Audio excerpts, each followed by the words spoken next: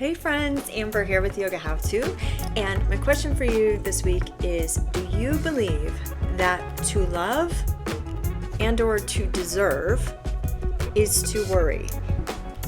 What do I mean by that? What does that have to do with yoga, and how can yoga help us get out of this samskara, this vasana, this mental conditioning that so many of us have? All right, to worry is to love is a concept that I first heard about when I was an elementary school educator, and I took a wonderful training, and one of actually the facilitator of it talked about how so many educators have this idea. They're big-hearted people, they're compassionate people, and they get into it because they care, but they also have this subconscious belief that to worry is to love. So that if we're not, when people are going through hard times or this or that, and we love them, if we're not just consumed with worry, if we're not just making ourselves basically sick along with them, that we don't really love them.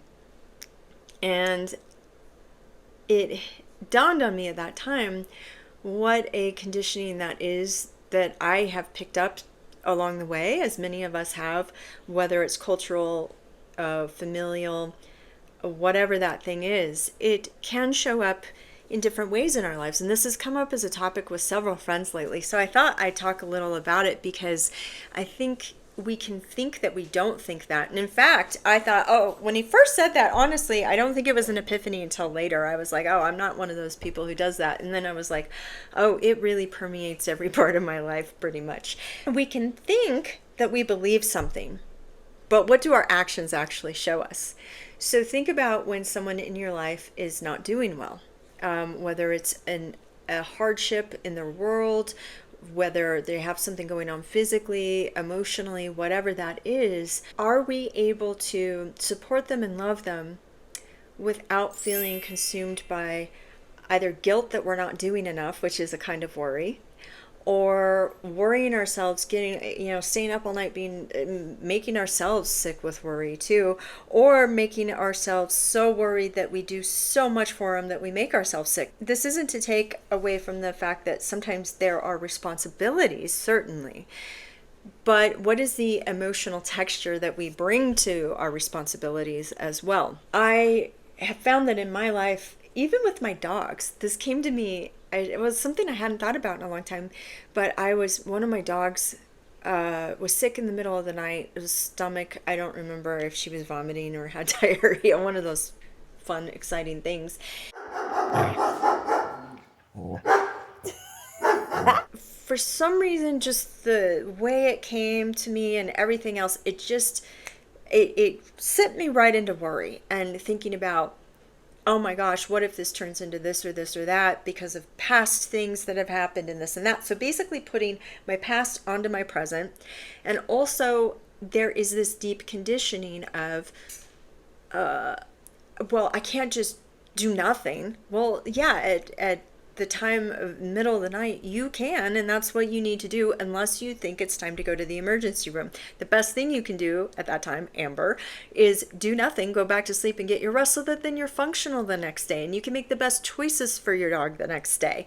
But there was just something I couldn't let go of, and it just felt like I have to do something now. And I realized the thing was worry. I felt like if I really care, I'm gonna just be all like this about it.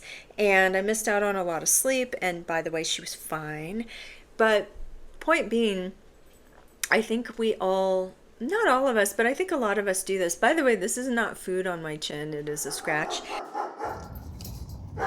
But anyhow, I think a lot of us do this. It can show up in so many ways in our lives. I also recently have realized that a facet of this is to deserve, is to worry. So this can sometimes come up with, like for me with work, if I love my work. I love what I get to do, owning and operating a yoga studio with my brother and with some of the most amazing humans on earth is like, it brings up worth, right?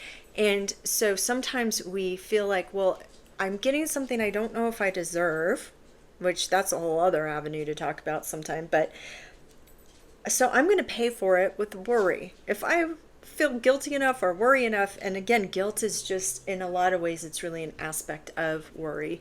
Or worry might be an aspect of guilt, depending on how you look at it. But if I do this enough, if I make myself miserable enough, then I've earned it. Then I deserve what I have in life. And that can go in relationships too. Like, this person loves me, but I don't feel worthy of it. So then I worry, or I then have no boundaries with them because I feel like I have to do all things for them and make myself sick for them, all of this stuff. So you get the idea of how this general idea of how worry can almost be a virtue shows up in our lives.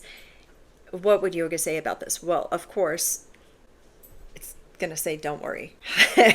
But here's why, and then I'll give you a little bit of the how that can be very effective, and that might be different than what you're thinking. I'm not going to tell you to go breathe. I'm not going to tell you to do yoga poses, although do those things too.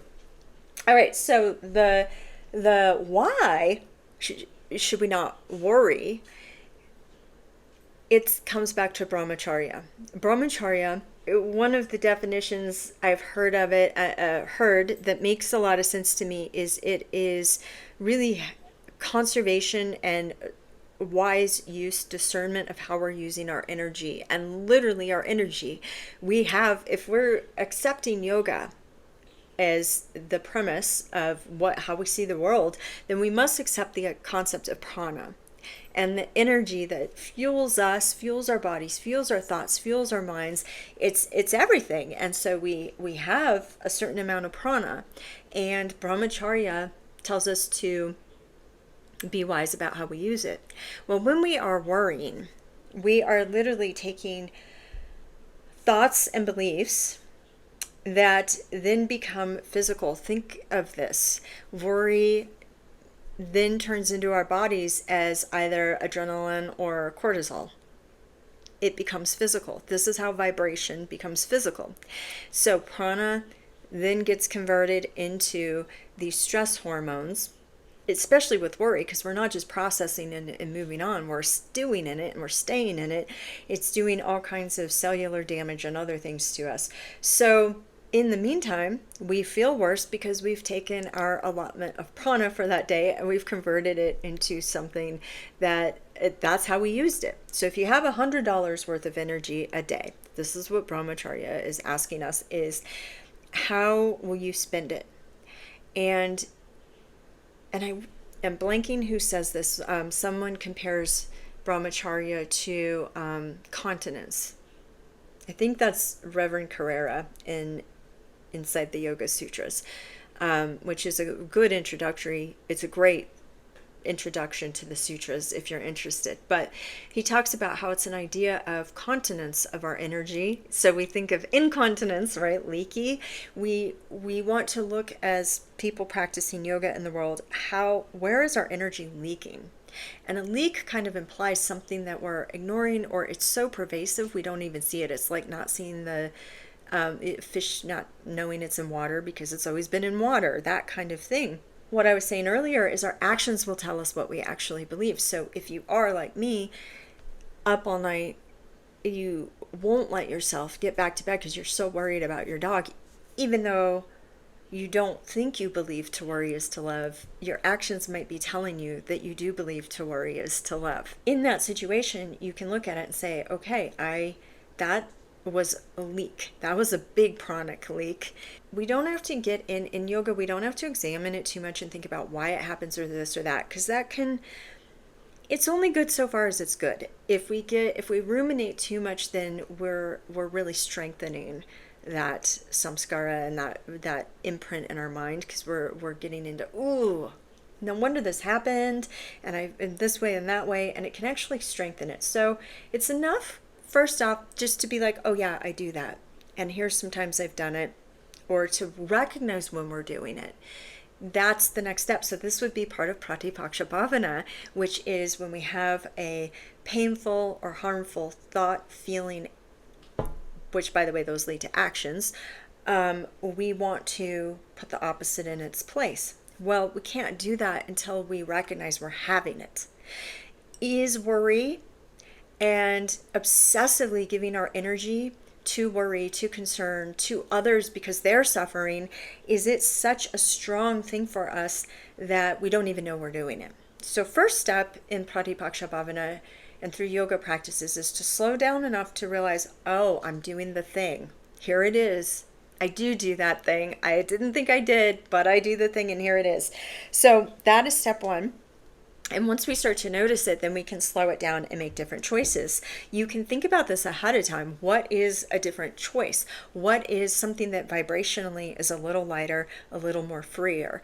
Can you get into, gently work yourself into contentment for the present moment instead? It might be feeling, choosing a thought or feeling to, instead of focusing on this where our bodies just take over with this chemical cascade, hormonal cascade going through us, can we just start to focus on, but my bed feels really good and I'm grateful for this, and just getting our mind in a different place. It doesn't mean we aren't going to be responsible for our duties. It doesn't mean we aren't going to care about people and love them. It just means there is a time and a place and a way. And then we have to start teaching our mind, our thoughts, and our bodies, this is not it. Worry is not it. So Pratipaksha Bhavana is choosing a more expansive, higher vibration kind of thought and feeling. That can be hard in the moment, but we can often just soften into it by choosing something a little easier to feel. So it doesn't mean you have to go right into sheer happiness from worry, but can you feel comfort? Can you feel santosha, contentedness with what you have, even if you're not content about the person, situation, or whatever it is? Can you find contentment? Can you find maybe just softer but slightly more positive feeling, better feeling emotions? And with them, massaging some of those thoughts. So that would be Pratipaksha Bhavana, is just taking it to in a different direction emotionally, recognizing it in the moment. Eknath Eshwaran, in one of his commentaries, he does 3 long commentaries on the Gita, and I believe it's in the 3rd one, he talks about worry. Oh, we've switched, I always point the wrong way. We've switched dogs. It's Violet up there now. Ladybug is barking. I don't know who was there. I think it was Ladybug earlier. Okay. Eknath Eshwaran talks about worry, and what he says is to use mantra. And so you, there's a delivery driver. I have no chance. I'm going to try to get this in real quick before the delivery driver gets up here, and then it'll force me to wrap things up. Basically, do mantra. Okay, I think Ladybug is done barking. We really can only focus on one thing. We just are flipping back and forth. If we can create moments of focus that are different than the painful one, and this again is really Pratipaksha Bhavana, even if we do it as mantra, what it does is it changes the thought. Even if we flip back quickly, then we grab it again and we go back to it. We grab it again, we go back to the one we want, including the emotion. What we're doing with mantra or any of these Pratipaksha Bhavana practices is we are really redirecting our attention, redirecting our attention, redirecting our attention. The more we do this, the more we actually do build neural pathways that will support us so that our physiology eventually will actually support our efforts, and we might. And this is the beauty of yoga, because it's been telling us all this stuff with samskaras. It's been saying all along, when you have these unhelpful, painful samskaras or patterns, right, like a neural pathway, you have to replace it with a more helpful one. And that the more you do that, it will become stronger and this one will diminish. That's what we're doing with this work, is we're creating new neural pathways, new ways of being. And the more we do it, the more... and it's not to say it's not hard. Sorry. It's not to say it's not hard. In fact, the other night, we have nights where we don't even try. Like, I did not try. I just was like, I can't. And that is a shame, because actually I could have moved, I could have nudged it a bit, but I didn't even try. But the more I do try, the less I need to try, the less the worry becomes my default. And I can say this absolutely. Worry is not, it doesn't play the same part in my life by and large as it once did. Thank goodness. Because the mind can only think one thing at a time, one thing we can play with too is supercharging that thought with, so there will be times where you can only guide your emotional system a little, like a notch. And then you get another notch and then another notch. And that's still better than the deep, deep worry and stress. Then there's times where that doesn't work. So what I want you to play with during those times is doing the total opposite, going to a place as if this is already done and you're grateful and it's taken care of and it all worked out miraculously better than you ever could have expected. Don't worry about the details. Just go into having a more charged thought and with the feeling than the one you're having. See if you can it's kind of like two boxers in the ring. Can you bring a little more strength to it with a stronger emotional reaction that then your mind and body will get into that instead? Using vikalpa, which is imagination, it can be used for good. It can be used to support us and help us in these times. How does this sit with you? Do you believe that either to deserve something or to be loved and to express love that you must worry? Then we could get into a whole talk about Brahmacharya and boundaries. I'll just leave it at this. Remember, of course we need boundaries. Even though in Sutra 1.33 it talks about when we meet someone who is suffering, we need to keep a steady mind, an easeful mind by having compassion. Don't get compassion confused with being a doormat. That yoga never says give up all your energy and give it to someone else. Convert it into worry, convert it into cortisol, convert it into adrenaline, and go around miserable. I've never read that one. All right. Thanks, everyone. Please like and subscribe. Let me know what you think of this one down below.